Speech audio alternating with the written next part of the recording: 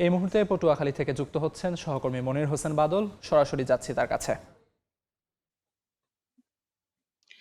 পটুয়াখালীতে কিন্তু গতকাল রাতে কিন্তু শহরে কিন্তু দুর্ধর্ষ ব্যাংকের বুথ ডাকাতি এবং কয়েকটি দোকান চুরি হয়েছে। আমি যেখানে দাঁড়িয়ে আছি এটি কিন্তু পটুয়াখালী শহরের কিন্তু প্রাণকেন্দ্র।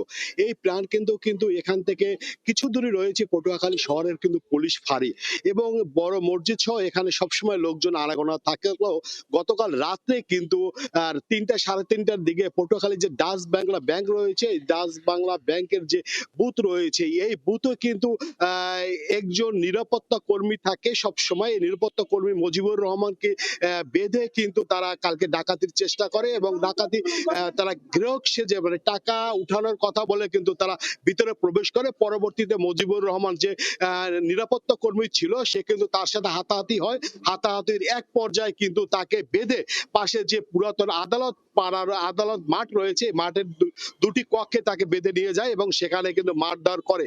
মুজিবুর রহমান কিন্তু বর্তমানে কিন্তু পটুয়াখালী মেডিকেল কলেজ হাসপাতালে কিন্তু চিকিৎসাধীন অবস্থা রয়েছে এবং তারা কিন্তু প্রায় আধা ৩০ মিনিট পর্যন্ত কিন্তু এই বুথে ভাঙচুর চালায়। এখান থেকে ল্যাপটপ এবং অন্যান্য যে মালামাল ছিল সেগুলো নিয়ে যায়। কিন্তু আমরা যতটুকু জানতে পেরেছি যে এটিএম বুথ ভাঙার চেষ্টা করলো তারা না পেরে শেষ পর্যন্ত যখন ভোর ভোর হয়ে যাবে তখন তারা চলে যায়। এছাড়া পটুয়াখালী শহরে কিন্তু আরো একটি একটি একটি মোবাইলের দোকান, বিকাশের দোকান এবং চশমার দোকান সহ একটি রঙের দোকানও কিন্তু গতকাল রাতে চুরি ঘটনা ঘটেছে। আসলে এ বিষয়ে আমি পটুয়াখালী যে ভারপ্রাপ্ত কর্মকর্তা রয়েছে পুলিশ তার সাথে কথা বলেছি। তিনি বলেছে বিষয়টা আমরা তদন্ত সাপেক্ষে দেখছি এবং যারাই চুরি ঘটনা ঘটুক তাদেরকে আমরা আইনের আওতায় এনে গ্রেপ্তার করব। এই ছিল পটুয়াখালী থেকে আমার কাছে ব্যাংকের যে বুথ ডাকাতির ঘটনা ঘটেছে তার আমার কাছে সর্বশেষ।